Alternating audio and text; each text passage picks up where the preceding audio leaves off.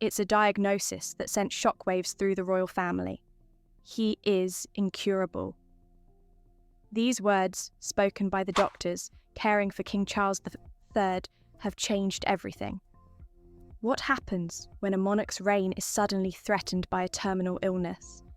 Their future as the next monarchs may be closer than anyone expected. The world was stunned when news broke about King Charles's health. It wasn't just the gravity of the illness, but the secrecy surrounding it. Doctors had diagnosed him with an incurable form of cancer, and the family had kept the news under wraps for months. After a series of emergency visits and treatments, it was clear. The king's time on the throne would not last much longer. The disease, according to his medical team, was expected to be terminal, and they had begun preparing for the inevitable. This shocking diagnosis sent ripples through the royal household. Despite the emotional weight, King Charles remained as composed as he could, continuing his public duties when possible. But there were moments, quiet, private moments, where even the strongest figures in the family seemed to falter. Behind the regal facade, the royal family was grappling with something deeply personal. How do you prepare for the loss of a loved one, especially when that loved one is the king? Princess Anne played a pivotal role during this difficult period. At a family gathering, she read aloud the king's will, and it was clear. A transition was coming. Prince William and Catherine, the Duke and Duchess of Cambridge, were named as the future leaders, taking on more responsibilities in preparation for the inevitable shift in power. This wasn't an abdication. It wasn't a dramatic public spectacle. It was simply what needed to happen. In some ways, it was a smooth transition, albeit born out of necessity. William, who had spent years preparing for this moment, was now stepping into a role that was no longer just about preparing for the future, but one that demanded immediate action. Catherine, always by his side, was also thrust into the spotlight, handling diplomatic affairs, comforting the public, and making sure that the royal family maintained its image during this fragile time. For the royal family, this wasn't just a logistical change, it was an emotional one. The king's health struggles became more visible in the weeks leading up to the announcement. Though he had undergone outpatient treatment, the side effects of his illness were undeniable. Hospital stays became more frequent, and even when he could appear in public, the toll was evident in his demeanour. The usually vibrant monarch seemed drained, and his speech, once strong and confident, had become slower, more measured. Still, the king's commitment to his duties never wavered. In his final months, he continued to show up for the country he loved, even when it was clear he was battling more than just physical pain. The people, in turn, stood by him. They knew the king's health was deteriorating, but they admired his resilience. In a way, this period only seemed to deepen the respect for the monarchy and its role in the country. But it wasn't just about duty for the royal family. Princess Anne's leadership during this crisis was not just about reading the will aloud. It was about setting an example.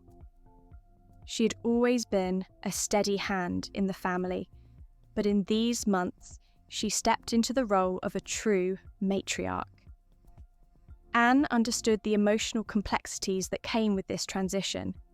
Her role wasn't just about being the king's daughter. It was about being the one who had to hold the family together when the stakes were higher than ever. Anne's approach was direct and firm, but also caring. She guided her family through the process, emphasising that the monarchy would continue, no matter what. Her unwavering dedication to the king's legacy was evident in every meeting and every conversation. Her leadership wasn't just about smooth logistics. It was about providing emotional strength, both to her family and the nation. William, though prepared, now found himself thrust into an even bigger role. His previous duties were always a warm-up for the grand stage, but now there was no more waiting. The king's condition had pushed him front and centre. William wasn't just preparing for his future as monarch, he was living it. The diplomacy, the security, and the sheer weight of responsibility all fell on his shoulders in a way they never had before. Catherine, ever supportive, stood beside him, showing her own strength as they prepared for what could be the biggest challenge of their lives. Their growing involvement in royal duties didn't go unnoticed. Catherine, often the quiet force behind William, was becoming a fixture in royal diplomacy, representing the royal family in official capacities. William and Catherine's combined efforts to manage the monarchy's future were not just strategic. They were also deeply personal. They knew what this meant for their family and their country. But more than anything, they knew it was a moment that would define their legacy. As the royal family navigated these turbulent waters, there was an increasing focus on family unity. Despite tensions in the past, especially with Prince Harry, the royal family made sure to come together during these critical months. Dinners, gatherings, and private moments became more cherished as they all understood that time was something they could no longer take for granted. The monarchy, for all its public face, was a family, one that was now facing a future without its patriarch. Now, as the days stretched on, a question lingered in the background. How would this end for King Charles? Would his final moments be marked by peace, or would the mounting pressure of the transition weigh too heavily on the family? As the royal family grappled with King Charles's diagnosis, a sense of urgency began to fill the air. His diagnosis of incurable cancer had turned what was once a distant future into an immediate concern. Though the king continued to carry out his duties as best he could, it was clear that time was running out.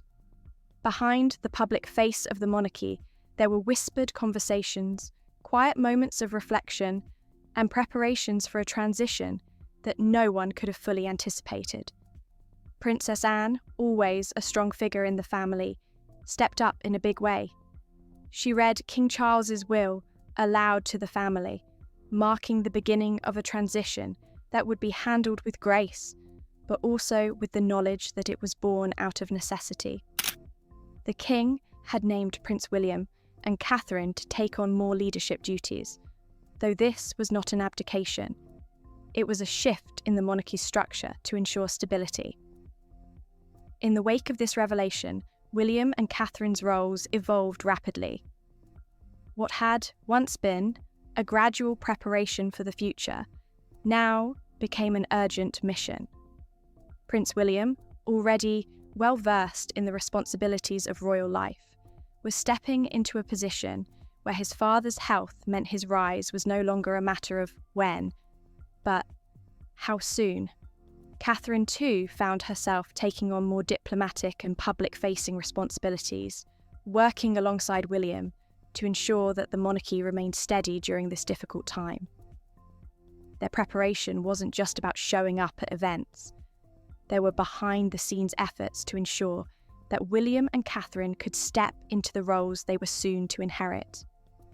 Diplomatic training, security measures, and careful planning were all in place as they navigated a world where the monarchy's future seemed uncertain, but its leadership had to be strong.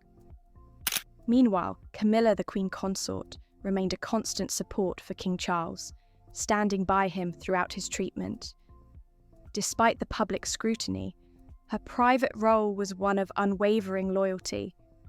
Behind the scenes, she helped with royal duties and kept the monarchy's public image intact, all while providing the king with the strength he needed. It wasn't easy for anyone in the royal family, but each person was doing their part. As the family banded together in the face of this crisis, there were whispers about the monarchy's future. Would William ascend sooner than expected? Would the monarchy be able to evolve and stay relevant as the world changed around it? The answers weren't clear, but one thing was certain. The royal family, despite personal struggles and tensions, was united in its mission. They understood the weight of the responsibility on their shoulders. But even with the family's best efforts, the transition was filled with uncertainty. What would the public think? How would they react when William and Catherine officially stepped into their new roles? Would they be ready? The questions were endless, but the royal family was determined to keep moving forward. They knew the monarchy's future depended on it. As King Charles faces his final months, the royal family is united, with William and Catherine preparing to lead the monarchy into a new era. It's a tough moment, but the strength of the family ensures that the monarchy will endure. What do you think the future holds for the royal family? Let us know your thoughts in the comments below, and don't forget to like, share, and subscribe for more updates. Keep exploring, stay curious, and adventure allowed.